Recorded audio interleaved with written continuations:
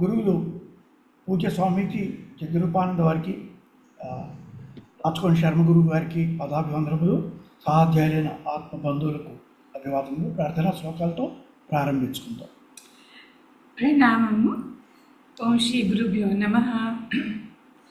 ఓంకారం బిందు సంయుక్తం నిత్యం ధ్యాయంతి యోగినః కామదం మోక్షదం చైవ ఓంకారాయ నమో నమః.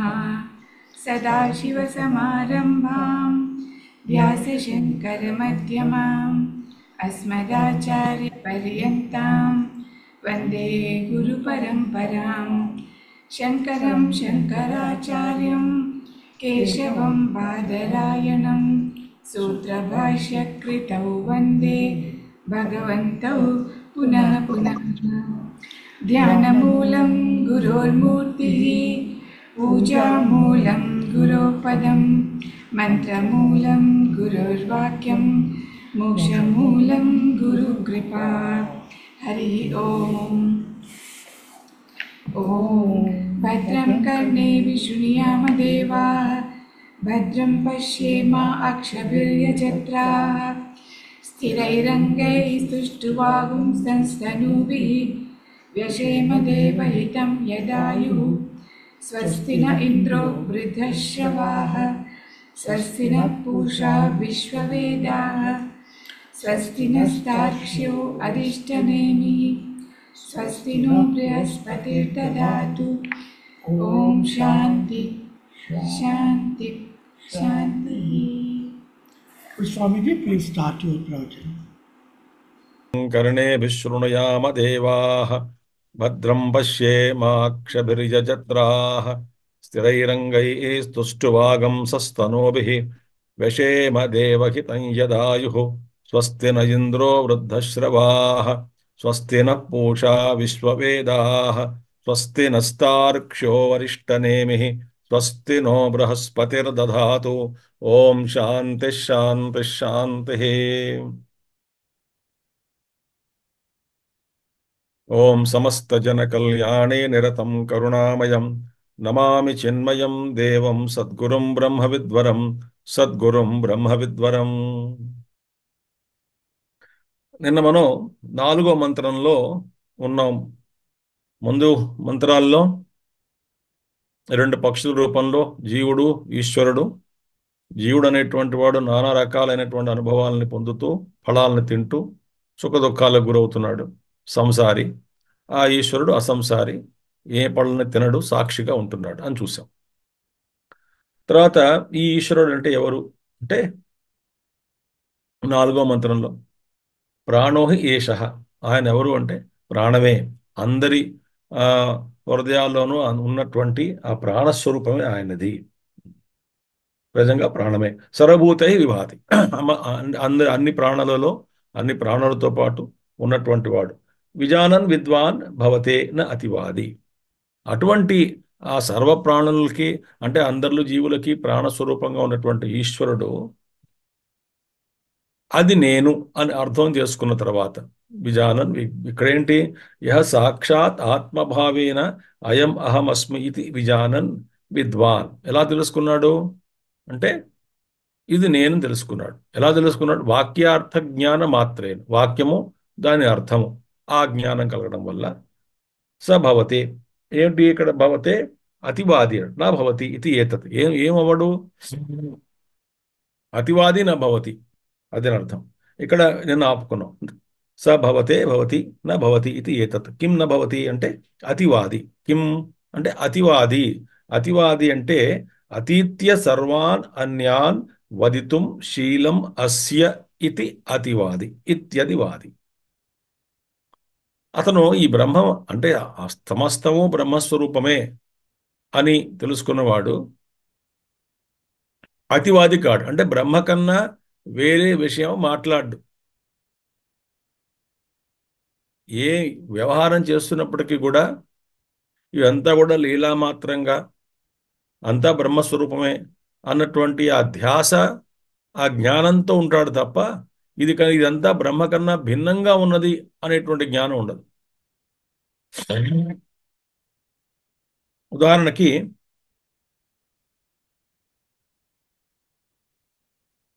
ఏదో మనం తేనె నాకుతూ నాకుతూ తేనె చేత్తో నాకుతున్నాం, తేనె అయిపోయింది, ఇంకా వేలు కదా ఉంటుంది ఆఖరి, ఇంకా ఆఖరి కూడా ఇంకా వేలు నాకుతూ ఉంటాం. ఇప్పుడు చూడండి, ఈ వేలు నాకన్నా భిన్నంగా ఒక వస్తువుగా తీసుకుంటున్నాను, నోట్లో పెట్టుకున్నాను, నాలుకతో నాకుతున్నాను. అప్పుడు అనుభవించే వస్తువు ఏది? చెయ్యే. అనుభవించేవాడు ఎవడు? ఆ రుచి చూసేది ఎవరు? మాధ్యమం నాలిక. ఎవరు చేస్తున్నారు ఈ పని? నేనే. అంటే ఈ మూడు ఒకటేగా అక్కడ. అంటే నేను నా వేలు నేను నాకుతున్నప్పటికీ నాకన్నా భిన్నంగా లేదు. నేను శరీరం చూసుకుంటున్నాను, ఒక్కొక్క అవయానికి ఒక్కొక్క అంగానికి ఒక్కొక్క పేరు, వాటి చేసే కర్మలు వేరు. చేయి చేసే పని కాలు చేయలేదు, కాలు చేసే పని చేయలేదు, చేయి చేయలేదు, సరిపోయింది. కానీ ఇవన్నీ నాలో ఉన్నాయి, ఇవన్నీ నేనుగా ఉన్నాను, వీటన్నిటిలో నేనే వ్యాప్తి చెంది ఉన్నాను. నేను బొటకం వేలు పుట్టుకున్నా, కాలి బొటకం వేలు ముట్టుకున్నా నన్ను ముట్టుకోకనొచ్చు, కాళ్ళు పట్టుకున్నా నన్ను ముట్టుకోవద్దు అనొచ్చు, చేయి పట్టుకున్నా నన్ను ముట్టుకోవద్దు అనొచ్చు, నెత్తిమే చేయబెట్టా నన్ను ముట్టుకోవద్దు అని చెప్పొచ్చు. నేను సర్వాంతర్యామిగా ఉన్నాను, అంటే ఈ శరీరంతో వ్యాపించి ఉన్నాను. ఈ వ్యవహారం కోసం కాలు చెవు ముఖ్యం చెప్తున్నప్పటికీ, కానీ ఈ వీటిలో ఈ భేదాన్ని నేను చూస్తున్నప్పటికీ ఆ భేదరహితంగా ఉన్నాను, అంతటా నేనే ఉన్నాను. కాబట్టి కాబట్టి నేను కాని భిన్నంగా ఏమైనా అంగం ఉన్నదా నా శరీరంలో? అంటే ఏమీ లేదు. ఈ శరీరం మొత్తం ఉమ్, నతమస్తకం అంటాం. అంటే మా కా- మా తలకాయ నుంచి కింద బొటకన కాలు వరకు కూడా అంతా నేనే ఉన్నాను. ఇప్పుడు ఈ విధంగా అనుభవం తెచ్చుకున్నటువంటి వాడికి ఈ బ్రహ్మ కన్నా ఇతరమైన విషయాలు చర్చించగలడు. బ్రహ్మ కన్నా వేరుగా మిగతా అయిన విషయాలు ఏమి మాట్లాడడానికి ఇష్టపడడు, మాట్లాడాడు అసలు. ఆయన్ని అతివాది అంటాం. నా అతివాది, అది మాట్లాడితే అతివాది, నా అతివాది అంటే అది కన్నా ఇంకేం మాట్లాడని అర్థం. ఇంకొక ఉదాహరణ చెప్తాను మీకు. ఎలా ఉంటుందంటే ఇప్పుడు ఉమ్, అంటే ఏ ఏ వ్యవహారం లోక వ్యవహారం చేసినప్పటికీ కూడా ఆ బ్రహ్మతత్వంతో అనుసంధానం చేసుకునే చేస్తాడు. అందుకని వివేకానందులు ఎవరో దరిద్ర నారాయణ అన్నాడు ఆయన. దరిద్రుడుగా దరిద్ర నారాయణ, నారాయణ ఆ రూపంలో వచ్చాడని.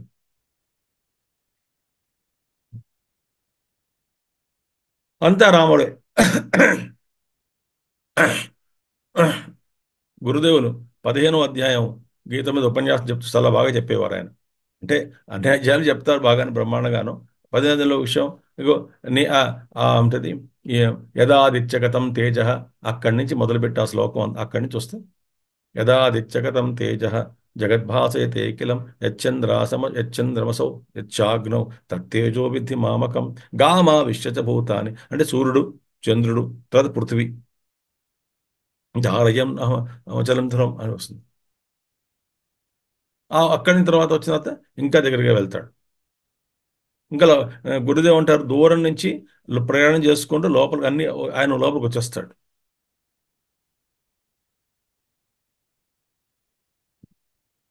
ఆ తర్వాత అహం వైశ్వ అంటాడు, లోపలికి వచ్చాడు. ఇంకా తర్వాత సర్వస్వ చాహ వృద్ధి సన్నివిష్ట, ఈ ఆక్యుపైడ్ ద హార్ట్. అంటే ఆ సూర్యుడిలో ఉన్నటువంటి తేజస్సు, ఆ చంద్రుల్లో ఉన్నటువంటి ఆ కాంతి, భూమిలో ఉన్నటువంటి గామావిశ్య భూతాని సర్వాణి చుపధారయ అహం కృష్ణస్య జగత ప్రభవ ప్రళయస్తదా. అక్కడ మొత్తం అది 7వ అధ్యాయంలో వస్తుంది. ధారయన్ అచలం ధ్రువం అని ఒక చోట వస్తుంది. అన్నీ కూడా ఈ 15 చూసుకుంటే మొత్తం అలా వచ్చి వచ్చి వచ్చి వరకు సర్వస్వ చాహవృతి సన్నివిష్ట మత్త స్మృతి జ్ఞానమపోహనంచ. ఆ సూర్యుడి దగ్గర నుంచి ఆయన నెమ్మదిగా ప్రయాణం చేసి, అంటే ఇంత ఆయనే, అంత అన్ని రూపాలు నేనే ఉన్నాను అన్నాడు.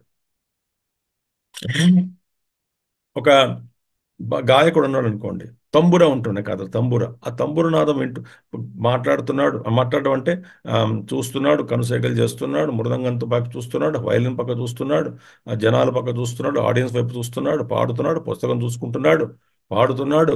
కానీ ఈ ధ్యాస అంతా కూడా ఆ వెనకాతల వాయిస్తున్న తంబుర ఉంటుంది కదా, ఆ తంబుర మీద ఉన్నటువంటి మనసు అక్కడి నుంచి చలించదు, అది ఆమె ఉంటుంది అలా. దాంతో అనుసంధానం చేసుకుని ఉంటాడు. తద్వారా ఆ అనుసంధాన్ని చేసుకుంటూ ఈ వ్యవహారం చేస్తాడు. అదొక ఉదాహరణ. ఇంతకన్నా ఈ మొత్తం ఆయనే ఇవన్నీ కూడా చూస్ చేస్తున్నాడు కాబట్టి అతిథ్య నవదతి, అతివాది నభవతి. ఇంకా ముందు ఒక మనిషిని చెప్తారు, ఆయన చెప్తామని. యహతు ఏవం సాక్షాత్ ఆత్మానం ప్రాణస్య ప్రాణం విద్వాన్ అతివాది స న భవతి ఇత్యర్థః. ఎవరైతే సాక్షాత్ ఆత్మానం ప్రాణస్య ప్రాణం, ఆత్మానం మన స్వరూపమే, ఆత్మస్వరూపమైనటువంటి ప్రాణానికి ప్రాణమైనటువంటి ఆత్మ. ఆత్మ అంటే ఎవరు? ప్రాణానికి ప్రాణం. ప్రాణస్య ప్రాణ, చక్షుషశ్చక్షు, శ్రోత్రియసు శ్రోత్రియం. అదే, అది ప్రాణస్య ప్రాణం విద్వాన్ అతివాది స న భవతి ఇత్యర్థ. అతను అతివాది కాడు, ఆత్మతత్వాన్ని తెలుసుకున్నవాడు. ఎందుకని అంటే సర్వం యదా ఆత్మ ఏవ న అన్యదస్తి ఇది దృష్టం తదా కిమి అసౌ అతీత్యవదేత్. ఇప్పుడు ఎప్పుడైతే సర్వం, ఎప్పుడైతే ఆత్మ ఏవ, అంతా ఆత్మ అని తెలుసుకున్నప్పుడు నా అన్యద్ అస్తి ఇది దృష్టం, ఇంక దానికన్నా భిన్నంగా ఇంక ఏమీ లేదు అని తెలుసుకున్నటువంటి వాడు తదా కిమి అసౌ అతీత్యవదేత్. ఇంక వాడు దే బ్రహ్మను వదిలిపెట్టలేడు కదా. దేన్ని నిరాకరించి దేన్ని దేన్ని వదిలిపెట్టి ఇక ఏ విషయం గురించి మాట్లాడడానికి అతను అసలు అవకాశమే లేదు. ఎందుకు అంటే సర్వం బ్రహ్మమయం కాబట్టి. బ్రహ్మ కన్నా వేరే పదార్థం ఉంటే ఆ పదార్థం గురించి చర్చించుకోవచ్చు, అనుకోవచ్చు. అప్పుడు అతీత అవుతాడు, అతివాది అవుతాడు. మరి బ్రహ్మ కన్నా వేరే పదార్థమే లేదు కదా ఆ ఆత్మజ్ఞానికి. కాబట్టి అసలు బ్రహ్మ కన్నా వేరే పదార్థం లేదు అని తెలుసుకున్నటువంటి వాడు అతివాది ఎలా అవుతాడు? అంటే బ్రహ్మ కన్నా వేరే విషయాల్లో ఎలా చర్చించగలడు? చర్చించడానికి ఉంటే కదా వేరే పదార్థం, ఇతర ఇతర పదార్థం, బ్రహ్మేతర పదార్థం ఉంటే కదా చర్చించుకోవచ్చు. అతివాది అవ్వడానికి అవకాశమే లేదు. యస్యతు అపరం అన్యదృష్టమస్తి. ఎవడికైతే అపరం అంటే కిందగా ఉన్నటువంటిది, అంటే ఈ మాయా జగత్తు, ప్రకృతి, అది పరము, ఇది అపరం. దృష్టం కనబడుతుంటుందో, నాకన్నా భిన్నంగా ఇంద్రియ గోచరమైనటువంటి ఈ జగత్తు కనబడుతున్నదో, ఎవరికైతే కనబడుతూ ఉంటుందో, నాకన్నా భిన్నంగా కనబడుతున్నదో, సత్ స తద్ అతీత్య వదతి. అలాంటి వాడు బ్రహ్మ విషయం, అందుకే వాడికి అన్ని చూస్తున్నాడు కాబట్టి బ్రహ్మ విషయాన్ని, బ్రహ్మ పదార్థాన్ని గురించి పక్కన పెట్టి వాడికి దానికి అతివాది అవ్వచ్చు. వాడు అంటే బ్రహ్మతత్వాన్ని పక్కన పెట్టి మిగతా లౌకిక పదార్థాల గురించి మాట్లాడచ్చు. ఎందుకని? వాడు ఇవన్నీ కూడా నామరూపాలతో కూడుకున్నటువంటి జగత్తు నుంచి వాడికి గోచరిస్తున్నది కాబట్టి, అనుభవిస్తున్నాడు కాబట్టి అప్పుడు అవకాశం ఉంటుంది. ఎవరికి? అజ్ఞాని. అంటే మన అందరం అజ్ఞానులం కాబట్టి మనకి ఈ లోక వ్యవహారం ఉంటుంది. లోక వ్యవహారం అంటే ఏంటి? ఆ పరమాత్మని మర్చిపోయి వ్యవహారంలో దిగడం. ఆత్మజ్ఞానికి ఆ సంభవమే లేదు, అది ఎప్పుడు కూడా అందులోనే ఉంటాడు. కాబట్టి తద్ అతీత్య వదతి. ఎవరు? అజ్ఞాని, అవిద్వానుడు, ఆత్మజ్ఞానం లేనటువంటి వాడు. తర్వాత అయం తు విద్వాన్, ఈ విద్వానుడు అంటే ఈ జ్ఞాని ఏం చేస్తున్నాడు? ఆత్మనః అన్యన్ న పశ్యతి. ఆత్మకన్నా భిన్నంగా నా చూడడు. నా అన్యత్ శృణోతి. తనకన్నా ఆత్మకన్నా భిన్నంగా ఇంకేం వినడు. నా అన్యత్ విజానాతి. మరొకటి వినడు, మరొకడు చూడడు, మరొకటి తెలుసుకోడు, భావించడు. ఎవరు? ఇతను, ఈ ఆత్మజ్ఞాని. అతః న అతివదతి. కాబట్టి వేరేగా బ్రహ్మ పదార్థాన్ని పక్కన పెట్టి బ్రహ్మేతర పదార్థం గురించి మాట్లాడడం అనేటువంటిది అసంభవం. ఇది ఏ మంత్రం ఎక్కడ వస్తుంది తెలుసా మీకు? ఇది చాందోగ్యంలో వస్తుంది ఈ మంత్రం. ఇది ఆ, అక్కడ మంత్రం ఏంటంటే ఎత్ర నాణ్యత్ పశ్యతి, నాణ్యత్ శృణోతి, నాణ్యత్ విజానాతి స భూమా. అత్ర యత్ర అన్యత్ పశ్యతి, అన్యత్ శృణోతి, అన్యత్ విజానాతి తదల్పం యో వై భూమా తదమృతం అథ అథ యదల్పం తన్మృత్మర్త్యం అని వస్తుంది మంత్రం. తన్మర్త్యం జాందోగ్యోపనిషత్తులో వస్తుంది. ఏమిటది? ఎత్ర నా అన్యత్, ఎక్కడైతే నా అన్యత్ పశ్యతి, ఆత్మ కన్నా వేరే పదార్థాన్ని చూడడానికి అవకాశమే లేదు, అంతా బ్రహ్మమయం కాబట్టి. నా అన్యత్ శృణోతి, ఏది విన్నా ఆత్మ గురించే వింటాడు తప్ప ఇంకేం వినడానికి అవకాశం లేదు. నా అన్యత్ విజానాతి, దానికన్నా ఇంకేవి తెలుసుకోలేడు. ఆ? ఎత్ర స భూమా, అదేమిటది? భూమా అంటే ఇన్ఫినిటీ, అనంతత్వం. ఎత్ర అన్యత్ పశ్యతి, ఎక్కడైతే వేరే చూస్తున్నాడో, అన్యత్ శృణోతి, ఇతరత్రా వింటున్నాడో, ఇతర వస్తువుల గురించి, ఇతరమైనటువంటి వాటి గురించి వింటున్నాడో, అన్యత్ విజానాతి, ఇతరముల గురించి తెలుసుకుంటున్నాడో, తదల్పం. అది అల్పం అంటే పరిచ్ఛిన్నం. యో వై భూమ తదమృతం, ఏదైతే భూమ ఉన్నదో అమృతత్వం, అంటే అది అమృతత్వం, ఇన్ఫినిటీ. ఇన్ఫినిటీ అంటే ఏమిటి? అమృతత్వం. అతయదల్పం తన్మర్త్యం, ఏదైతే అల్పమో అది మార్పు చెందేటువంటిది. మర్త్యం టెంపరీ, లిమిటెడ్. మృతం భవతి. అంటే మరి ఈ ఆత్మజ్ఞాని కొంచెం చిక్కేనండి, ఇంకా ఏం చేస్తాడు వాడు? ఇంకా ఎలా వ్యవహారం చేయగలడు అంటే బ్రహ్మాండంగా చేస్తాడు వ్యవహారం. వ్యవహారం ఏం పర్వాలేదు, వ్యవహారంలో ఉంటాడు, కానీ అంతా బ్రహ్మగానే చూస్తాడు. ఇందాక మనం నేను ఉదాహరణ చెప్పినట్టుగా వటపత్ర సాయి, ఆయన పుట్టక వీళ్ళని బట్టి నడుచుకుంది. అంటే అక్కడ భోగ్యం అంతా ఒకటే అని చూపిస్తున్నాడు. భోగ్య పదార్థము, భోక్త, భోగము, ఈ మూడు భిన్నంగా లేదురా నాయన, అంతా నేనే. అది తనలో తాను ఉండడం.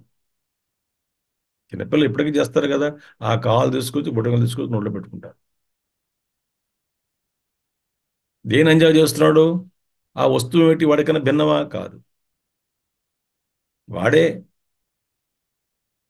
అప్పుడు భోక్త ఎవడు? వాడే. భోగ్య వస్తువు ఏంటి? అతనే.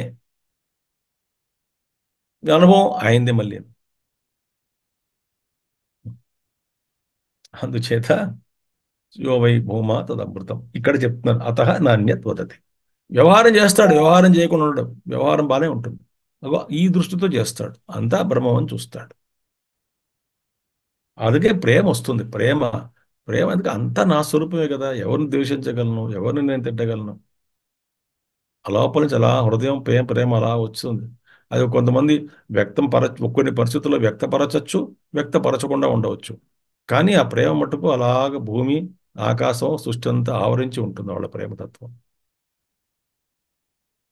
ఇప్పుడు గుర్తుంచుకోండి.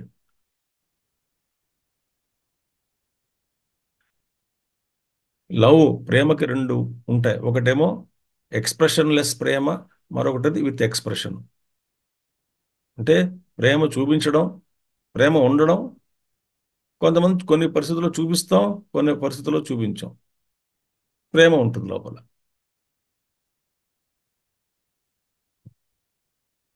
ఆ ప్రేమ వల్లే కొడతాం. మరి కృష్ణుడు అందరు రాక్షసుల్ని ప్రేమతోటే చంపాడు.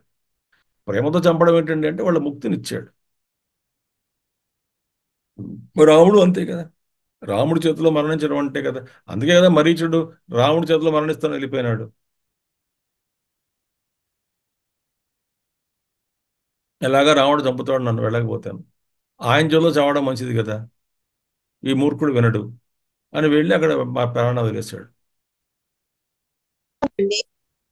చూసారా? అందుచేత అది అతి అత న అతి వదతి. అయిన తర్వాత కించ, ఇంతే కాకుండా ఆత్మక్రీడ. ఆత్మని ఏవచ క్రీడా. క్రీడను అంటే ఆట, క్రీడ, తెలుగు క్రీడే.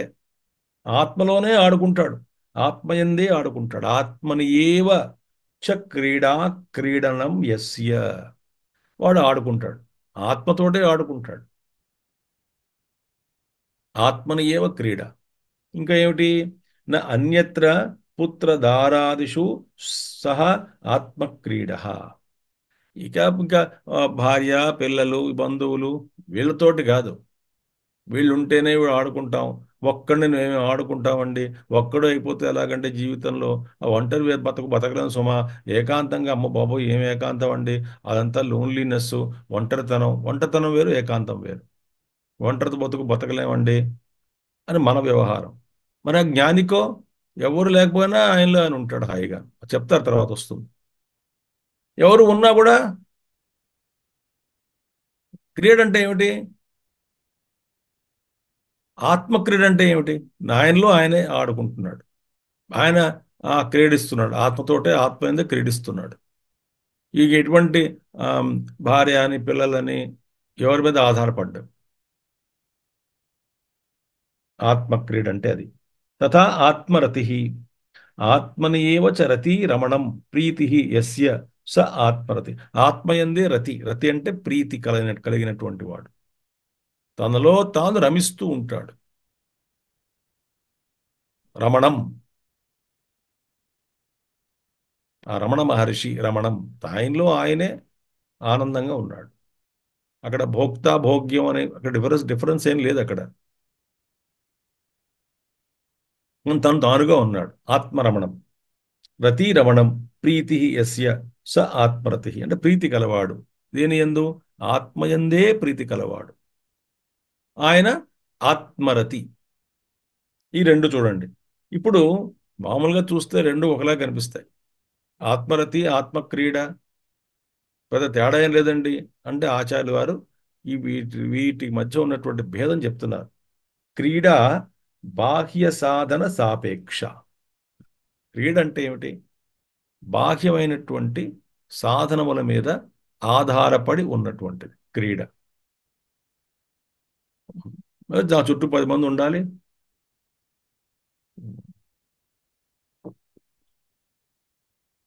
ఎలా ఆడుకుంటాం? చెస్ బోర్డు లేదు, క్యారమ్ బోర్డు లేదు, క్రికెట్ బ్యాట్ బాల్ లేదు, ఫుట్బాల్ లేదు, వాలీబాల్ లేదు, టేబుల్ టెన్నిస్ లేదు. ఎలా ఆడుకుంటాం? ఏమీ లేకుండా ఇదేంతో ఆడుకోమంటాం అని పిల్లలు అడుగుతారు కదా. పెద్దవాళ్ళు అడుగుతాం. ఏదో ఉండాలి కదా ఆడుకోవడానికి. ఆట వస్తువు ఏమిటి? ఆబ్జెక్ట్ ఉండాలిగా. మనం ఆ బాహ్యమైనటువంటి సాధనముల మీద ఆధారపడి క్రీడిస్తాం కాబట్టి, అంటే ఆ ఆ బాధ పడతాం కాబట్టి దాన్ని క్రీడ అన్నారు. ఈ క్రీడ బాహ్యములైనటువంటి వస్తువుల మీద వ్యక్తుల మీద ఆధారపడి ఉన్నది కాబట్టి అలాంటి దాన్ని క్రీడ అన్నారు. క్రీడ అంటే ఏమిటి? ఇతరులు ఆధారపడింది. మరి రతి అంటే ఏమిటి? రతిస్తూ సాధన నిరపేక్ష బాహ్య విషయ ప్రీతి మాత్రమితి విశేష. రతి అంటే ఏమిటి? సాధన నిరపేక్ష. ఏమీ ఉండదు, కానీ ఆ వస్తువుల పట్ల ప్రీతి ఉంది లోపల. ఆ ప్రీతితోటే మురిసిపోతూ ఉంటాడు, ఆనందిస్తూ రమిస్తూ ఉంటాడు లోపలే. బాహ్య వస్తువు ఉండదు. అంటే ఇప్పుడు ఏదో మన చిన్నగా మన వ్యవహారంలో ఆ, ఏదో ఒక మంచి స్మృతుల్ని తలుచుకుంటూ ఆనందిస్తామో లేదా? ఎంత హాయిగా ఉందో అని ఆ గుర్తులు. ఏదో పెద్ద గురువు గారిని కలిసాం, ఆనందం. మా కుటుంబ సభ్యులందరినీ కలిసాం, ఆనందం. మా పిల్లల్ని మనవల్ని కలిసాం, అందరూ వచ్చారు, ఎంత బాగుందో అని వాళ్ళు చేసే అల్లర్లు, వాళ్ళు చేసేటువంటి ఆటలు పాటలు, మిమ్మల్ని ఎలా మురిపించారో మనవలు మనవరాళ్ళు, అవన్నీ తలుచుకొని మురిసిపోతూ లోపల లోపల ఆనందిస్తూ ఉంటారు. ఆ పిల్లలు ఉన్నారా అక్కడ? లేరు. వస్తువులు ఉన్నాయా? లేవు. అన్నాను. ఏమిట్రా నీలో నువ్వు నవ్వుకుంటున్నావు? ఏం తల్లి నీలో నువ్వు నవ్వుకుంటున్నావు అంటే ఏదో గుర్తుకొచ్చిందిలే అంటే అది ఆత్మరతి. అంటే ఏమిటి? బాహ్య వస్తువుల మీద లోపల ప్రీతి ఉంది, బాహ్య వస్తువు లేదు, ఆ వస్తువు పట్ల ప్రీతి ఉంది, అప్పుడు ఆత్మరతి అయింది. సో ఆత్మ క్రీడ వేరు, ఆత్మ ప్రీతి వేరు. తన ఆత్మయందే ప్రీతి. ఇప్పుడు ఈయనకి క్రీడను రతి, ఆత్మ క్రీడ ఆత్మరతి. ఈయన అంటే ఆత్మయందే క్రీడిస్తాడు, ఆత్మయందే రమిస్తాడు, ప్రీతి కలిగించుకుని ఉంటాడు. ఎవరు? విద్వానుడు. ఇక్కడ చెప్తున్నారు తథా ఆ ప్రీతి మాత్రం ఇది విశేష. ఇది వ్యత్యాసం, ఇది భేదం. అదే విధంగా తథా క్రియావాన్. క్రియావాన్ క్రియావాన్ అంటే ఏదో పనులు చేస్తూ ఉంటాడు, క్రియలతో కూడుకున్నటువంటి వాడు క్రియావంతుడు. క్రియావాన్ దేని? జ్ఞాన ధ్యాన వైరాగ్యాది క్రియాయస్య సో అయం క్రియావాన్. ఇప్పుడు ఆత్మజ్ఞానం పొందిన తర్వాత అసలు క్రియావాన్ ఎలా అవుతాడు? ఇక్కడ చూడండి మంత్రంలో ఆత్మరతి క్రియావాన్, ఆ తర్వాత సమాసం వస్తుంది చెప్తాను అప్పుడు. ఇప్పుడు క్రియావంతుడు ఎలా అవుతాడండి ఆత్మజ్ఞానం కలిగిన తర్వాత? ఇంకేం క్రియ చేస్తాడు? అంతా ఆత్మస్వరూపమే. ఇప్పుడు మనం క్రియలు ఎందుకు చేస్తున్నాం? ఏదో out of expression of love కానీ, హాబీ కానీ, లేదా పొందడానికి కానీ క్రియ చేస్తుంటాం. ఏదో క్రియ చేస్తుంటాం. ఉం. మరి ఆత్మరతి కలిగిన వాడు ఏం ఆడిస్తూ ఏం చేస్తాడు? ఆయన ఏం క్రియలు చేస్తాడు అంటే, ఆత్మరతికి ఏంటి క్రియట? జ్ఞాన ధ్యాన వైరాగ్యాది క్రియ. ఈ క్రియలే ఆయనవి. ఏమిటి? జ్ఞానము, ధ్యానము, వైరాగ్యము. అంటే జ్ఞానం అంటే శ్రవణ మననం, ధ్యానం అంటే నిధిధ్యాసనం, వైరాగ్యం ఇలాంటివన్నీ కూడా. వైరాగ్యం ఇవే క్రియలు వాళ్ళకి. ఎవరికి? జ్ఞానులకి. వేరే పనేం లేదు.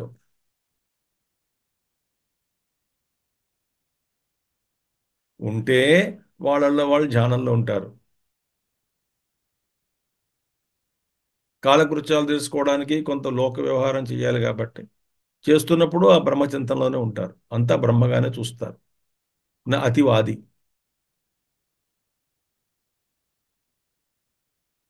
అక్కడ ఎవరూ లేరు, కాలకృత్యాలు తీరిపోయి ఎవరూ లేరు అంటే మెలకువగా ఉన్నాం అన్నప్పుడు పోతే ధ్యానంలోకి వెళ్ళి కూర్చుంటాడు.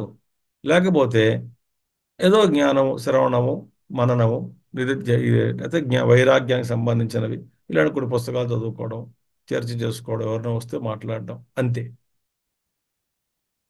ఇదే ఆయన క్రియ.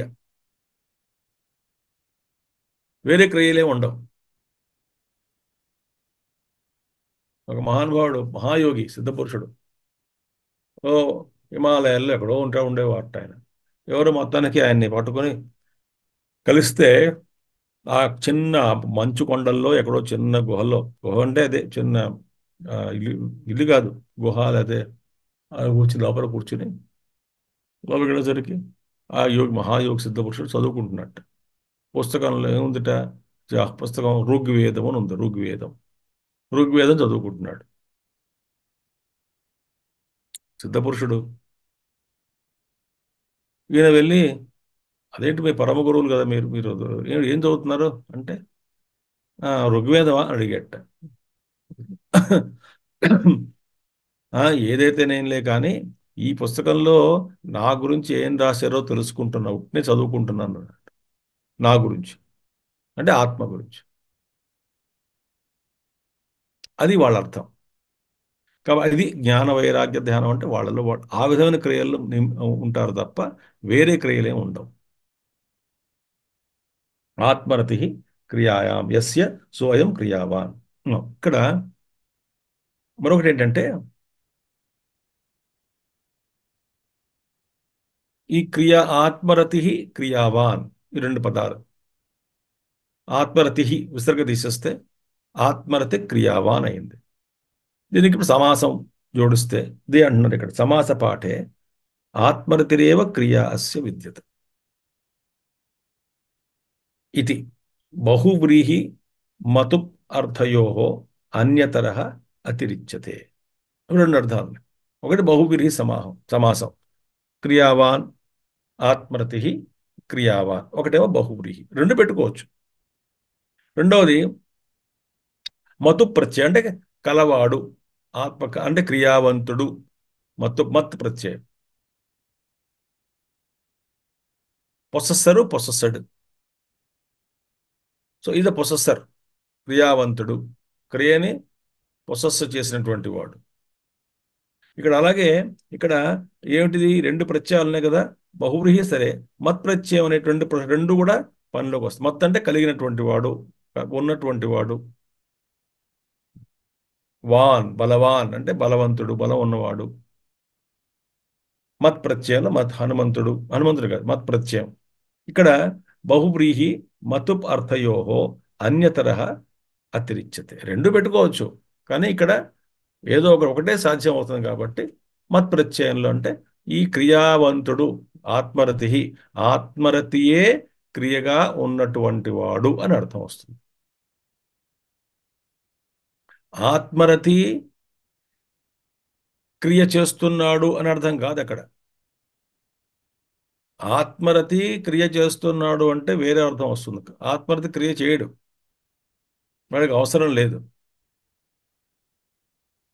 కానీ ఆత్మరతి క్రియవాడు ఎలా చదువుకోవాలి?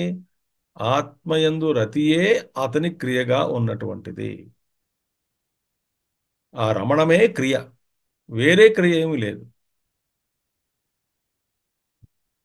ఇంకొక అర్థం, ఆత్మరతి అవును అయ్యాడు, తర్వాత క్రియావంతుడు అయ్యాడు, ఆత్మరతి అయిన తర్వాత కూడా క్రియలు చేస్తున్నాడు అని అర్థంలో రాదు ఇక్కడ. అది చెప్తారు ఇంక వచ్చేటువంటి ఇప్పుడు. అది అది చెప్తున్నారు శంకరాచార్య వారు. కేచిత్తు అగ్నిహోత్రాది కర్మ బ్రహ్మ విద్యయోహో సముచ్చయార్థం ఇచ్చంతి. కొంతమంది ఏమిటి, ఈ సముచ్చయనం కోరుకుంటారు. ఏంటి? ఆత్మజ్ఞానము కలిగింది, పుస్తకాలు చదివారు, శ్రవణ మననం చేసుకున్నారు, నిధిధ్యాసనం చేస్తున్నారు, ఇంకా పూర్తిగా దృఢమైనటువంటి జ్ఞానం కలగలేదు. కానీ ఆత్మజ్ఞానం కలిగిన తర్వాత కూడా కర్మ చేయాలి అని కొంతమంది పట్టుపడతారు. సముచ్చయనం అంటాం. అంటే జ్ఞాన కర్మ సముచ్చయనం. అంటే రెండు కలిపి ఒకటే పురుషుడిలో ఒకటే కాలంలో ఈ రెండు కూడా సాధించాలి అనేటువంటి కర్మకాండలు ప్రస్తావన చేస్తారు. అంటే కర్మకాండలు ఏంటంటే కర్మ వదలకూడదు అని, జ్ఞానం రావచ్చయ్యా కానీ కర్మ వదలకూడదు కదా అనేటువంటి ఒక చాదస్తం ఉంది వాళ్ళకి, కర్మకాండలకి. అది ఖండిస్తారు మన శాస్త్రాలు, ఆచార్యులు వారు, శంకర ఖండించారు. అది అనవసరం. దానికి ఎంతో చర్చ ఉంది భాష్యాల్లోనూ. రకరకాల కర్మకి జ్ఞానానికి సముచ్చయనం కుదరదు, ఉపాసనకి కర్మకి సముచ్చయనం కుదురుతుంది, కానీ కర్మకి జ్ఞానానికి సముచ్చయనం కుదరదు. కాంబినేషన్ ఈ రెండు కుదరవు. ఒకటే పురుషుడిలో ఏకకాలంలో ఏకదేశంలో ఏక పురుషుడిలో ఏకకాలంలో ఈ రెండు కూడా సాధ్యపడవు. అది కానీ కొంతమంది ఏమంటారు, అగ్నిహోత్రాది కర్మ బ్రహ్మ విద్యయోహో, ఈ అగ్నిహోత్రాది కర్మ అంటే అగ్నిహోత్రములు ఇట్లాంటి కర్మలు చేయడము, తర్వాత బ్రహ్మ విద్య, ఈ రెండింటికి సముచ్చయార్థం ఇచ్చంతి. ఈ రెండింటి మధ్య సముచ్చయనం వాళ్ళు కోరుకుంటారు.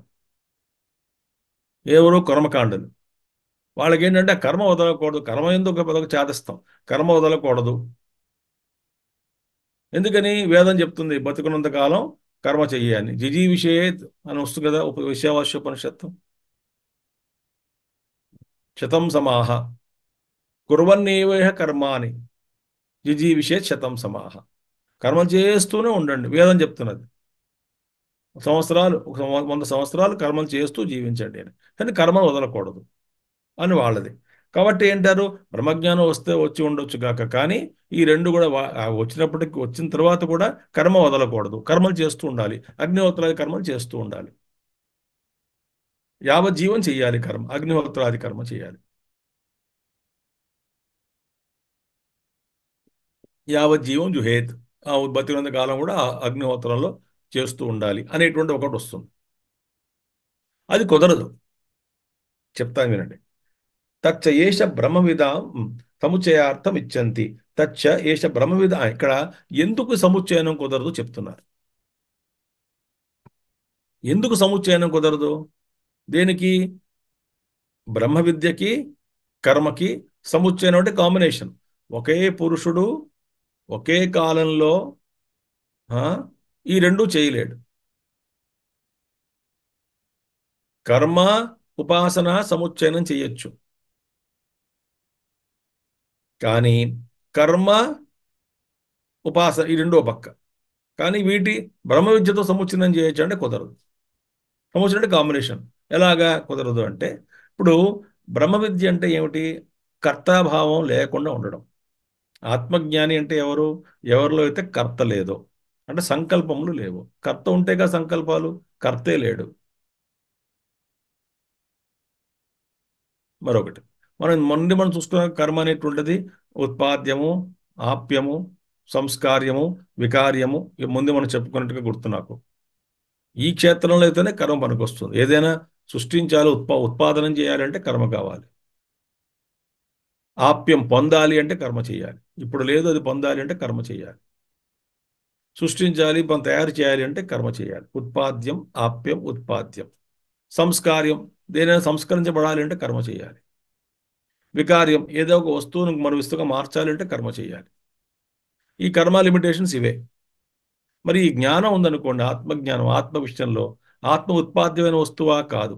ఆత్మ ఉత్పాదనం, ఆత్మోపాదనం అని కుదరదు. ఆత్మ ఎప్పుడు ఉన్నటువంటిది. ఆప్యమా? పోని పొందాలా అంటే లేదు. ఎప్పుడు నీ దగ్గర పొందబడినటువంటి వస్తువే అది. ప్రాప్తస్య ప్రాప్తి. కంఠావరణంలో ఉంది, గంట గొంతులో ఉంది, కానీ తెలుసుకోలేకపోతున్నా ఉందని అది వెనక్కి తిరిగింది. ఊరంతా వెతికాను, చివరికి ఎవరో చెప్పారు అదే ఉందిగా, మెడ మీద ఉందిగా, చూస్తే ఇక్కడ లేదు, వెనకాల చూస్తే ఉంది. అది పోయిన వస్తువుని మనం కొత్తగా మనం ఏమైనా పొందావా అంటే లేదు. ఆ ఉన్నటువంటి వస్తువునే గుర్తు తెచ్చుకున్నాం ఉంది అని. దాన్ని ఆప్యం. ఆప్యం అంటే కదా, దాన్ని ఆప్యం కాదు. ఆప్యం అంటే ఏమిటి? లేనిది పొందడం. అలా ఏం లేదు కదా ఆత్మ వస్తువు, కాబట్టి ఆప్యం పనికిరాదు. విషయంలో ఉత్పాద్యం పనికిరాదు. పోనీ వికార్యమా అంటే లేదు. దేన్ని మనం మార్చక్కర్లేదు. నేను ఏదో మారి ఆత్మగా తయారవ్వాలి, ఇప్పుడు నేను భూతాన్ని, దెయ్యాన్ని ఆత్మగా మారాలి అని కూడా కుదరదు. ఎందుకని? అది ఎప్పుడూ ఆత్మగానే ఉంది కాబట్టి. వికారం లేదు కాబట్టి, వికార శూన్యం కాబట్టి. సంస్కరించబడాలి.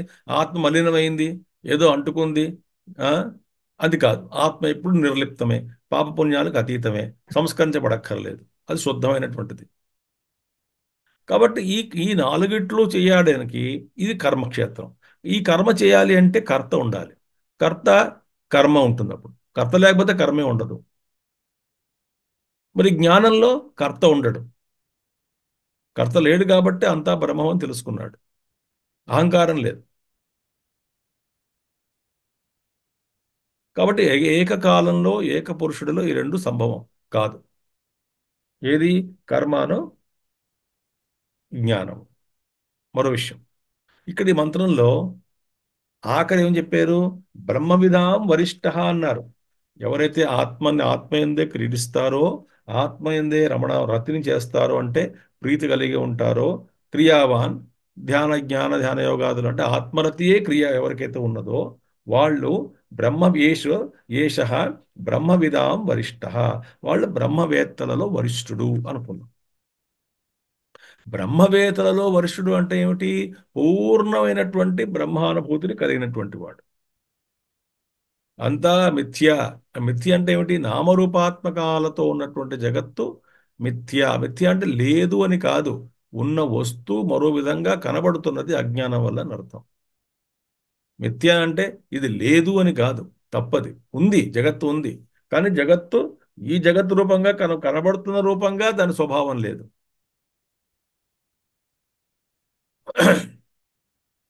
బ్రహ్మగా ఉంది, ఆ బ్రహ్మనే జగత్ రూపంగా నేను చూస్తున్నాను, నాకన్నా భిన్నంగా చూస్తున్నాను. అది అవిద్య వల్ల. కాబట్టి బ్రహ్మ విధులలో వరిష్ఠుడు అంటే ఎక్కడ? అత కించిదంతరం కురుతే అని ఏ అంతరం లేదు అసలు. అత తత్ర భయం భవతి, ఏ భయం లేదు ఈయనకి, అంతరమే లేదు, అంతా ఒకటే వస్తువు. అలాంటి వాడు పూర్ణంగా తెలుసుకున్నటువంటి వాడు వేత్తలలో వరిష్ఠుడు. ఇక్కడ వేదాం వరిష్ఠ అని ఉంది కదా, అంటే అసలు ఎక్కడ ద్వైతం అనేటువంటిది ఎక్కడ అవకాశం లేనటువంటి ఆత్మానుభూతిని పొందినటువంటి వాడు కర్మ ఎలా చేస్తాడు? కర్మ ఎందుకు చేయాలి? ద్వైతంలో చేయాలి, ఏదో పొందడానికి కానీ ఏదో చేయడానికి. మనం చెప్పుకున్నాం కదా ఇప్పుడు. అలా కాదు కదా. కాబట్టి ఏష బ్రహ్మవిదాం వరిష్ఠ ఇది అనేన ముఖ్యార్థ వచనైన, ఇటువంటి ముఖ్యమైనటువంటి వాక్యం చెప్పడం వల్ల, ఈ వాక్యం ఉండడం వల్ల, ముఖ్యంగా ఈ వాక్యంతో విరుద్ధ్యతే. ఇది సరిపోదు. ఇక్కడ సముచ్చయనం కుదరదు. ఎందుకని ఇక్కడ బ్రహ్మవిదాం వరిష్ఠ అన్నారు కదా. బ్రహ్మవిధులలో వరిష్ఠులైనటువంటి వాళ్ళు, పూర్ణ జ్ఞానం పొందినటువంటి వాళ్ళు, నువ్వు అన్నట్టుగా కర్మకాండ చెప్పినట్టుగా ఆత్మజ్ఞానం తర్వాత క్రియావాన్ అవ్వాలి అనేటువంటిది కుదరదు ఇక్కడ. ఎవడు క్రియావాన్ ఎందుకు కాదు? వీడు ఇంకా బ్రహ్మవేత్తల్లో వరిష్ఠుడు కాబట్టి. వరిష్ఠుడు అంటే ఏమిటి? ఆత్మజ్ఞానం పొందాడు కాబట్టి, ద్వైతం లేదు కాబట్టి, ద్వైత బుద్ధి లేదు కాబట్టి ఇంక కర్మ ఎందుకు చేస్తాడు? పూర్ణుడు కాబట్టి కర్మ ఎందుకు చేస్తాడు? అది అడుగుతున్నారు. నహి బాహ్యక్రియావాన్ ఆత్మక్రీడ ఆత్మరిస్తిశ్చ భవితుం శక్త. ఇది బాహ్యక్రియావాన్, బాహ్యక్రియలు ఉన్నటువంటి వాడు అంటే బహిర్ముఖమైనటువంటి వాడు. అలాంటి వాడికి ఆత్మరతి, ఆత్మక్రీడ సంభవం కాదు కదా. సో నహి బాహ్యక్రియావాన్ ఆత్మక్రీడ ఆత్మరతిశ్చ భవితుం శక్త. ఆత్మరతిగా ఆత్మలో క్రీడించేటువంటి వాడిగా వీడు మారలేడు, అవ్వలేడు. ఎందుకని? వీడి మనస్సు బహిర్ముఖమై ఉంది కాబట్టి. అందుచేత భవి- ఆ, భవితుం శక్త కశ్చిత్ బాహ్యక్రియా అవినివృత్తో హి బాహ్యక్రియా వినివృత్తో హి ఆత్మక్రీడో భవతి బాహ్యక్రియాత్మక్రీడయో విరోధాత్. ఎవరు? కశ్చిత్ ఆ, బాహ్యక్రియా వినివృత్త. ఎవడైతే బాహ్యక్రియల నుంచి పూర్తిగా నివృత్తిని పొందాడో వాడే ఆత్మక్రీడుడు, ఆత్మరతి అవ్వడానికి అవకాశం ఉంటుంది. అందుచేత నివృత్తో హి ఆత్మక్రీడో భవతి బాహ్యక్రియాత్మక్రీడయో బాహ్యక్రియ ఆత్మక్రీడలు ఈ రెండింటి మధ్యలో విరోధాత్. ఈ మధ్యలో పెద్ద విరోధం ఉంది. బాహ్యక్రీడ చెయ్యాలి అంటే ఏమిటి? ఇక్కడ కర్త ఉండాలి, బాహ్య విషయంలో ప్రీతి ఉండాలి, దాని ఎందు కోరికలు ఉండాలి, కర్మ చెయ్యాలి. అదొకటి. ఆత్మక్రీడ అంటే ఎవరు? ఆత్మరతి అంటే ఎవరు? మరి ఆత్మక్రీడ అంటే ఎవరు? లోపలే క్రీడిస్తున్నాడు. ఏది? ఆయనకి నిరపేక్ష, ఎటువంటి వస్తువు మీద ఆధారం లేదు. కాలం మీద కానీ, దేశం మీద కానీ, వస్తువుల మీద కానీ ఎటువంటి మీద ఆధారపడలేడు. దేని మీద ఆధారపడకుండానే తనలో తాను ఆనందంగా ఉన్నాడు. ఎందుకని? అక్కడ అహంకారం లేదు కాబట్టి, కర్త స్వరూపం లేదు కాబట్టి. విరోధాత్. ఈ రెండు కుదరవుగా. ఆ అహంకారం ఉన్నవాడు ఒకటే సమయంలో అహంకారంతో ఉంటూ కర్మ చేయడం, ఉన్నవాడు కర్మ చేయాలి. అదే సమయంలో అహంకారం లేకుండా ఆత్మరతిగా ఉన్నాడు. రెండు ఒకటే కాలంలో ఎలా కుదురుతుంది? ఆపోజిట్ కదా రెండోను. కాబట్టి విరోధాత్. తమ ప్రకాశయో నహి తమ ప్రకాశయో యుగపత్ ఏకత్ర స్థితి సంభవతి. ఒకటే కాలంలో వెలుతురును కాంతి ఉంటాయా? ఉండవు కదా. ఏకకాలంలో ఏకదేశంలో కాంతిను, లైటు, డార్క్నెస్ రెండు ఉంటాయా? ఉండవు కదా. చీకటి వెలుగులు ఒకటే పక్క ఎలా ఉంటాయి? ఒకటే కాలంలో ఒకటే ప్రదేశంలో. ఇప్పుడు చీకటి ఉందండి, వెలుతురు ఉందండి అని అంటావా? అనం కదా. విరోధం కదా, పరస్పర విరోధం కదా. చీకటి ఎక్కడుందో అక్కడ లైట్, కాంతి ఉండదు, వెలుగు ఉండదు. వెలుగుంటే చీకటి ఉండదు. అలాగా కర్మ ఎక్కడుందో ఆత్మజ్ఞాని, ఆత్మజ్ఞానం అక్కడ ఉండదు, జ్ఞానం ఉండదు. జ్ఞానం ఎక్కడుందో కర్మ అక్కడ ఉండడానికి సంభవం లేదు, అసంభవం, అవకాశమే లేదు. అది చెప్తున్నారు.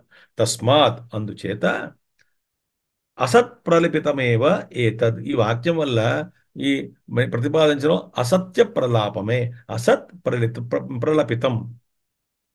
ఏదో ప్రలాపాలే తప్ప అసలు సంబంధమే లేదు, కుదరదు. ఏతద్ అనేన జ్ఞానకర్మ సముచ్చయ ప్రతిపాదనం. ఈ జ్ఞానకర్మ సముచ్చయనం ప్రతిపాదనం అనేటువంటిది అసంభవము, ఏదో అసత్ప్రేలాపన తప్ప అసలు నిజానికి ఈ రెండు కుదరవు. అందుచేత ఈ కర్త ఉన్నంత వరకు కర్మ చేయాలి. ఎప్పుడైతే జ్ఞానం వచ్చిందో కర్మ పడిపోతుంది. అక్కడ నేను చెయ్యనండి, వాడికి నేను జ్ఞానాన్ని పొందానండి, కర్మని చెయ్యను అని అనడు. అనడానికి కూడా అహంకారం ఉండాలి కదా. పడిపోతాయి అన్ని కూడా, ఊడిపోతాయి అన్ని కూడా.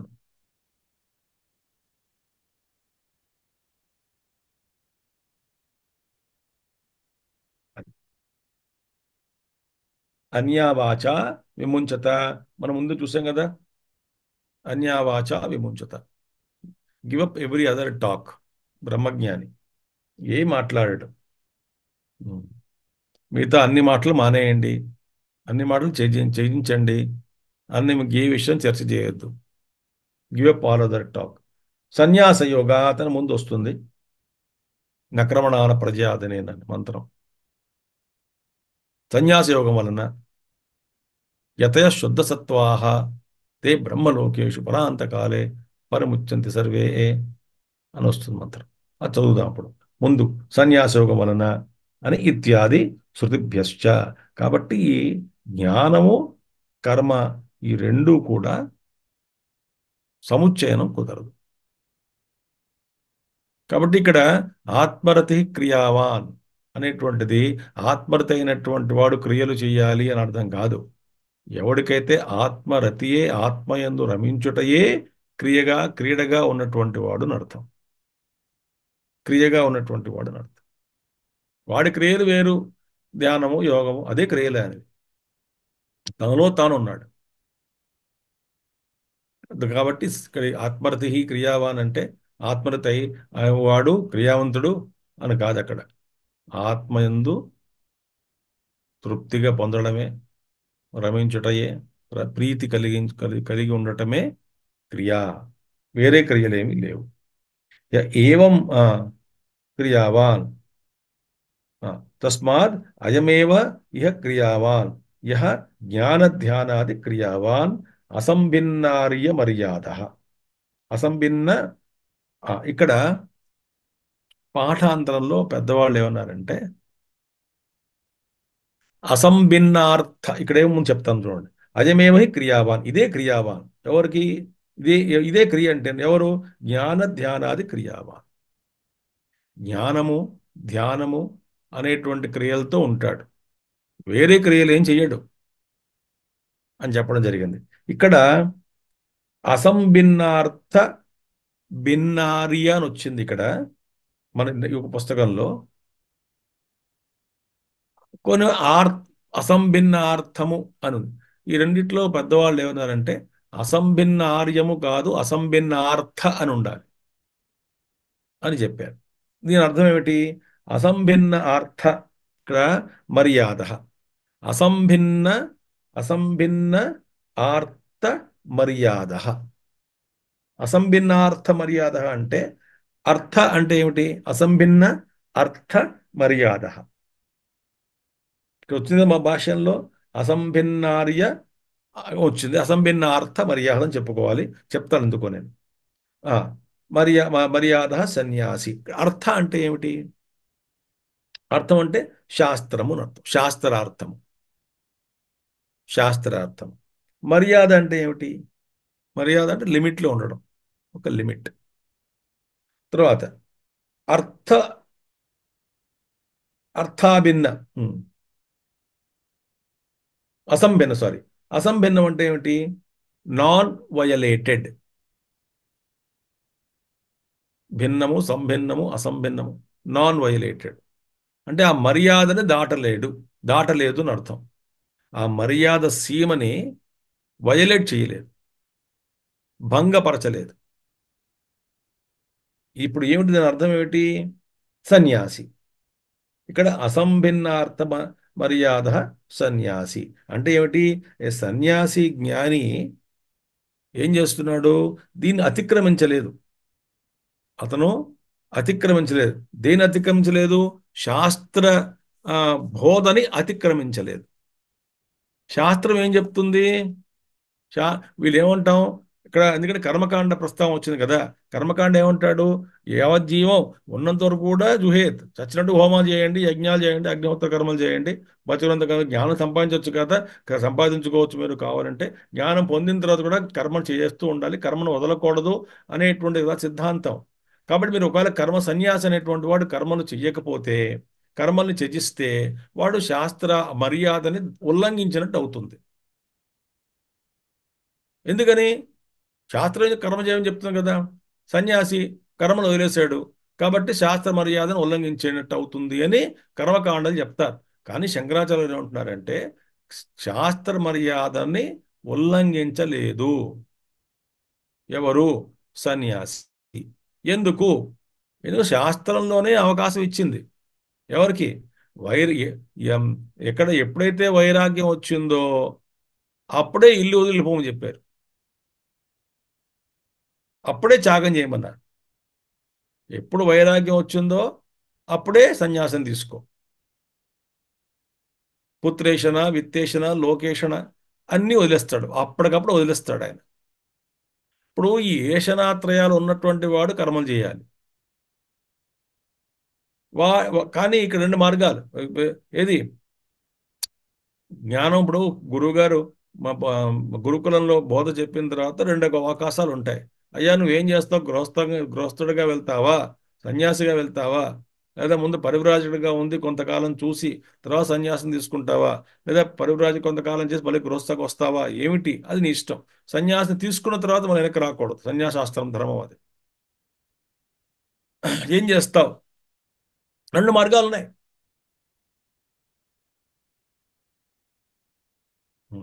కాబట్టి శాస్త్రం అనేటువంటిది ఈ ఆప్షన్ ఇస్తుంది వాడికి, సన్యాసికి, సన్యాసాశ్రమం ఉన్న వాడికి.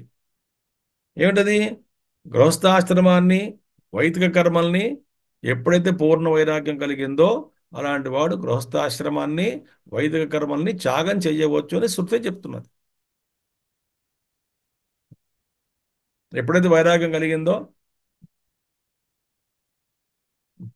అప్పుడే వెళ్ళిపోవచ్చు అని వేదం వస్తుంది.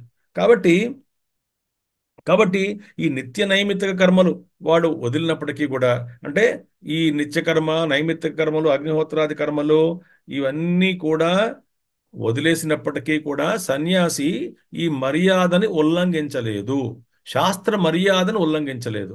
కాబట్టి ఓ కర్మకాండి, నువ్వు ఈ విధంగా చాదస్తంగా దాని అర్థం తీయొద్దు. ఆత్మరతి క్రియావానని, ఆత్మరతి అయినప్పటికీ కూడా, ఆత్మజ్ఞానం పొందినప్పటికీ కూడా క్రియలు చెయ్యాలి అనేటువంటిది ఆ చాదస్తం పెట్టుకోకు. సన్యాసి అనేటువంటి వాడు ఆత్మరతిగా, ఆత్మక్రీడగా ఉంటాడు. ఈ శాస్త్రాన్ని శాస్త్ర మర్యాదని ఉల్లంఘించలేదు సుమా అని చెప్తున్నారు ఇక్కడ. అసంభిన్న, అసంభిన్నము అంటే నాట్ వయలేటెడ్, ఉల్లంఘించుట. అసంభిన్న శాస్త్ర, ఇక్కడ ఆర్యము, అర్థము రెండు అర్థాలు ఉన్నాయి. ఇక్కడ భిన్నార్య మర్యాద, భిన్నార్థ మర్యాద, ఈ రెండిట్లో పెద్దవాళ్ళు భిన్నార్థ మర్యాదవే కరెక్ట్ అన్నారు. భిన్న ఆర్య మర్యాద, ఇక్కడ ఆర్యము అనేసరికి ఏమిటి, ఇంకొక అర్థం ఏమిటి వస్తుంది? వైదిక కర్మలు ఆచరించేటువంటి వాడు అని అర్థం. ఇక్కడ భిన్నార్య, అసంభిన్నార్య మర్యాద అంటే గృహస్థుడు వైదిక కర్మలు అంటే తన తన యొక్క లిమిట్ని, మర్యాదని, గృహస్థుడి మర్యాద ఏమిటి? ఉల్లంఘించకూడదు. ఏమిటా మర్యాద ఉల్లంఘించకూడదు? గృహస్థుడికి నియమించినటువంటి అగ్నిహోత్రాది కర్మలు, వైదిక కర్మలు చేయడం మానకూడదు గృహస్థుడు కాబట్టి. వనప్రస్థలో ఉన్నవాడు కూడా కొన్ని కొన్ని యజ్ఞాగాదుల కర్మలు చేయాలి, అగ్నిహోత్రం చేస్తాడు. మరి అగ్నిహోత్రాన్ని త్యజించేది ఎవరు? కేవలం సన్యాసే. సన్యాసాశ్రమం తీసుకున్న తర్వాతనే అగ్నిహోత్రంతో పనిపోతుంది ఇంకా. అంటే యజ్ఞయాగాది కర్మలు కానీ చేయడం అర్థం. అగ్ని దేనికి ప్రతీక? కర్మకి ప్రతీక, కర్మకాండకి ప్రతీక. అంటే సన్యాసి స్టవ్ వెలిగించుకుని టీ పెట్టకూడదు అలా కాదు అర్థం అక్కడ. అగ్ని అంటే ఇక్కడ కర్మకాండకి ప్రతీక. కాబట్టి అంటది ఇక్కడ అసంభిన్న ఆర్య మర్యాద అనేటువంటి కన్నా అసంభిన్నార్థ మర్యాద అనేటువంటి ఉండాలి అని చెప్పి, అంటే ఉంది శాస్త్ర భాగాల్లో కొన్ని కొన్ని చోట్ల ఇలాగా, కొన్ని కొన్ని చోట్ల అలా వచ్చింది పాఠాంతర భేదాల వల్ల. ఈ రెండిట్లో ఇదే ఉండాలని చెప్పడం జరిగింది. ఆత్మరతి సన్యాసి, భిన్నార్థ మర్యాద సన్యాసి. ఏవం లక్షణ న అతివాది. ఇలాంటి లక్షణాలు అంటే ఆత్మజ్ఞానం పొందినటువంటి వాడు అతివాది కాడు. ఆత్మక్రీడ, ఆత్మరతివాన్, ఆత్మరతి క్రియావాన్ బ్రహ్మనిష్ట. అక్కడ అతివాది కాడు. మరి ఏంటవుతాడు? ఆత్మక్రీడ, ఆత్మయందే క్రీడిస్తున్నాడు. అంటే వ్యవహారంలో అంతా ఆత్మయందే. తన వ్యవహారం అంటే ఆత్మ లోపల వ్యవహారం, క్రీడనం లోపలే ఆత్మయందే క్రీడనం, ఆత్మయందే రతి. క్రియావాన్ అంటే ఆత్మరతియే క్రియగా కలిగినటువంటి వాడు, బ్రహ్మనిష్ఠుడు. కాబట్టి బ్రహ్మనిష్ఠుడు కాబట్టి కర్మకు సంబంధం లేదు. కాబట్టి ఇక్కడ క్రియావాన్ ఆత్మరతి, ఆత్మరతి క్రియావానికి సరైన అర్థం చెప్పుకోవాలని ఆయన దాన్ని మళ్ళీ ఆయన ఈ బ్రహ్మజ్ఞానిని కర్మలోకి లాగవద్దు, చేయడానికి అవకాశమే లేదు, కర్తాభావం లేదు కాబట్టి అది అనవసరం ఆయనకి, అన్నీ వదిలేశాడు. స బ్రహ్మవిదాం సర్వేషాం వరిష్ఠ.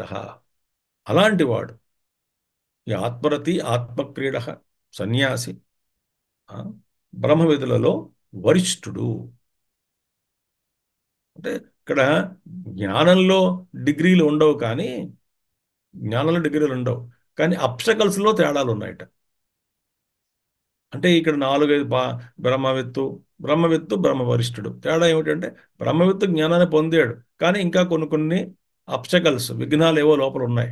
పూర్తిగా ఆ జ్ఞానం కన్విన్స్గా రాలేదు, పూర్తిగా రాలేదు. ఉంది, తెలుసుకున్నాడు, చాలా ముందుకు వెళ్ళాడు, ఇంకా కొద్దిగా అక్కడ మిగిలిపోయింది. పూర్తిగా అందులో నిష్ణాతత్వాన్ని సంపాదించలేదు. కానీ వరిష్ఠుడో పూర్తిగా ఆ నిష్ణాతత్వాన్ని సంపాదించినటువంటి వాడు. నేను బ్రహ్మస్వరూపాన్ని అనేటువంటి ఒక అనుభవం. అహమేవ ఆమ్, ఎవరి ప్రజ్ఞ అయితే నేనే బ్రహ్మని అనే ఆ అనుభవంలో రూఢిగా స్థిరపడిపోతుందో, ఇంకెవరూ చలించకుండా, అసలు ఎప్పుడు చలనం ఉండదు దానికి, అందులో అంత స్థిరపడిపోతుందో ఆ అనుభవం, ఆయన్నే స్థితప్రజ్ఞుడు అన్నారు. ప్రజ్ఞ అంటే consciousness, deeply rooted in the experience that I am Brahman. ఇంకా అది అన్షేకబుల్. అది ఎవరు వచ్చినా ఏం చెప్పినా ఏం చేసినా ఎంత మాయపడినా ఎంత మోహం చేసినా కాదు, నేను నేనుగా ఉంటాను తప్ప మళ్ళీ నన్ను నేను మర్చిపోను.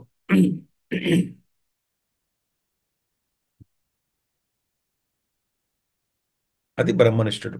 అలాంటి వాళ్ళు బ్రహ్మనిష్ఠులలో సర్వేషాం వరిష్ఠ, వరిష్ఠులు వాళ్ళు. ఇది ఈ యొక్క మంత్రం యొక్క అర్థం. అధునా, ఇప్పుడు, సత్యాదీని భిక్షోహో సమ్యక్ జ్ఞాన సహకారిణి సాధనాని విధీయంతే నివృత్తి ప్రధానాని. ఇప్పుడు అధునా, ఇప్పుడు, భిక్షోహో, సన్యాసికి, జాగ్రత్తగా వినండి ఒకసారి, ఇవన్నీ ఇప్పుడు వచ్చే మంత్రం సన్యాసి కోసం ఇవ్వడం జరిగింది. ఎందుకంటే ముందు మంత్రంలో బ్రహ్మ విద్యా వరిష్ఠులు అనుకున్నాం కదా, సన్యాసి అని వచ్చింది కదా, వాడు కర్మ చేయడు కదా, సన్యాసి కదా, ఆత్మరతి కాబట్టి అలాంటి వాడు సన్యాసి. సాధనగా, సాధన సన్యాసి, సన్యాసాశ్రమం తీసుకున్నాడు, సాధన చేస్తున్నాడు. భిక్షువుగా అంటే ఏమిటి? ఆ ఆ మార్గంలో ఉన్నాడు, సన్యాస మార్గంలో ఉన్నాడు, గృహస్థుడు కాదు, సన్యాస మార్గంలో ఉన్నటువంటి వాడు. అదున అలాంటి వాళ్ళకి సమ్యక్ జ్ఞాన సహకారిణి. ఈ సమ్యక్ జ్ఞానం అంటే పూర్ణ జ్ఞానం కలిగించుకోవడంలో సహకారి సాధనలు, సహకారి సాధనలు అవి లేకపోతే అది అర్థం కాదు. ఈ సాధనలు లేకపోతే ఆ అనుభవం రాదు. ఎలాగైతే చెప్తూ మాట్లాడు, ఒక చిన్న ఉదాహరణ గుర్తుకొచ్చింది మీతో మాట్లాడుతుంటే ఇప్పుడే. మనం భోజనం చేస్తున్నాం, ఏదో ఉప్మా ఎవరో తెచ్చిపెట్టారు, ఉప్మానో ఏదో తెచ్చిపెట్టారు తినడానికి. అప్పుడు ఆ ఉప్మా తినడానికి సహకారి సాధనలు ఏమిటి? ప్లేట్ ఉండాలి, అది రుచి చూడడానికి ఒక చెంచా ఉండాలి. అనుకుందాం, ఓ చెంచా, ఒక కప్పులో చట్నీ. ఓ నాలాంటి వాడికి 2 చెంచాలు కావాలి. ఒక చెంచా నాకు రాదు అసలు. దాని ప్లేట్ వంచి నా గందరగోళం చేసి తినాలి. ఎందుకు వచ్చిన గొడవ? 2 చెంచా అడుగుతుంటాను నేను. నాకు 2 చెంచాలు కావాలరా నాయన. ఎందుకని? 2 చెంచాలు ఉంటే ఈ సహకారి సాధనాలు, ఈ ఉప్మా తినడంలో సహకరించేటువంటి 2 చెంచాలు నాకు అది అవసరం కాబట్టి అలా తీసుకుని తింటారు. కొంతమంది 1 చెంచా తింటారు. ఏదో ఉండాలి కదా ఆ అనుభవం పొందడానికి. ఉప్మా అనేటువంటి అనుభవం పొందడానికి సహకారి 2 చెంచాలు ఉండాలి. అలాగే భిక్షువుకి, సన్యాసికి ఆత్మజ్ఞానం, పూర్ణ జ్ఞానం, సమ్యజ్ఞానం కలగడానికి సహకారి సాధనలు ఎలాంటివి? సత్య ఆదీని సాధనాని. సత్యము, తపస్సు, ఇలాంటివన్నీ వస్తాయి. ఇలాంటి సాధనలన్నీ కూడాను సహకారి సాధనాన్ని విధీయంతే, విధించబడ్డాయి. అలాంటి సాధన ఎలాంటివి? నివృత్తి ప్రధానాన్ని, ముఖ్యంగా నివృత్తి మార్గాన్ని సూచించేటువంటివి, కానీ ప్రవృత్తి కాదు. ఇప్పుడు గృహస్థుడికి ప్రవృత్తి ధర్మం చెప్పాలి. కర్మ చెయ్యి, అగ్నిహోత్రం చెయ్యి, జపం చెయ్యి, లేదా ఇది చెయ్యి, అది చెయ్యి అని బహిర్ముఖం చేస్తాం. ఎందుకని? వాడి చిత్తం ఆల్రెడీ బహిర్ముఖం అయి ఉంది. ఆ బహిర్ముఖమైనటువంటి చిత్తాన్ని అన్ని వైపులా బహిర్ముఖంగా కాకుండా ఏదో కొన కేంద్రీకృతమైనటువంటి దైవ సంబంధమైనటువంటి సాధన సంబంధమైనటువంటి ఆ క్రియలలోనే ఈ మనస్సుని, ఇంద్రియాలని కేంద్రీకరించడం, బహిర్ముఖంగా బహిర్ముఖమై బహిర్గతమై బయటికి మళ్ళించి కేంద్రీకరించి ఓ సాధనగా, డిసిప్లిన్గా తయారు చేయడం అనేటువంటిది బాహ్య సాధన.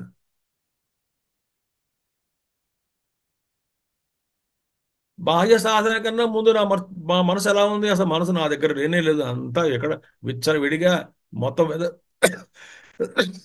వెదజిల్లి ఉంది. అన్ని చోట్లకు పోయింది మనసు అంతా. అది ఎక్కడుందో వెతుక్కోవాలి, నా మనసు ఎక్కడుందా అని.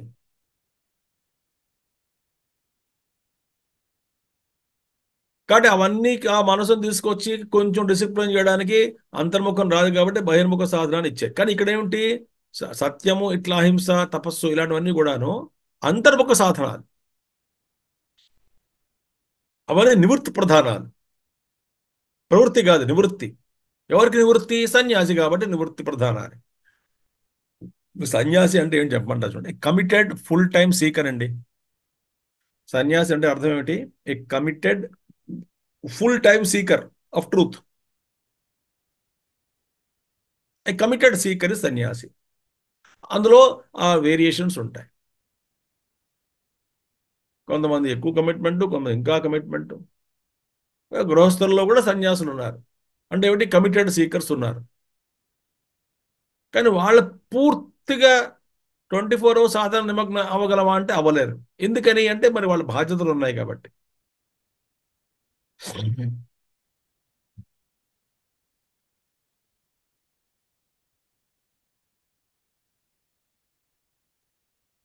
కాబట్టి ఇటువంటి ఈ శ్లోకం వచ్చే మంత్రం సన్యాసికి పనికొస్తుంది, పూర్తిగా కమిటెడ్ అయినటువంటి వాడికి. అది అర్థం. నివృత్తి ప్రధానం కాబట్టి.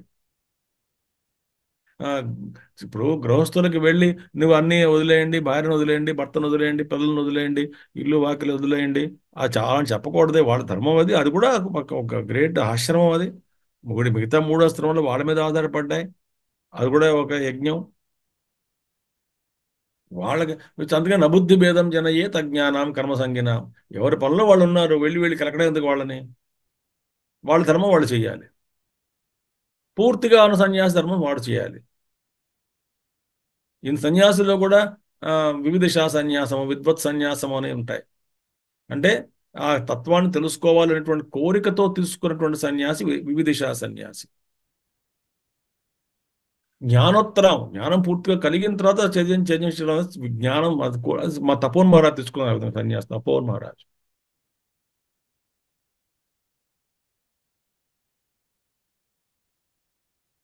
ఆ సన్యాసం విద్వత్ సన్యాసం. అందుచేత ఈ మంత్రం, వచ్చే మంత్రంలో ఈ సాధన చెప్పడం జరుగుతుంది. కొన్ని ఈ మంత్రాలు కొంచెం పెద్దవి కాబట్టి we have to go deeply, slowly and steadily, without getting any worry about syllabus completion. That's what I thought. Okay. Om Purnamadah Purnamidam Purnat Purnamudachyate Purnasya Purnamadaya Purnamevavashishyate. Om Shanti Shanti Shanti. Harihi Om Shri Gurubhyo Namaha. Harihi Om Sadgurunath Maharaj Ki Jai. Thank you. Hari Om.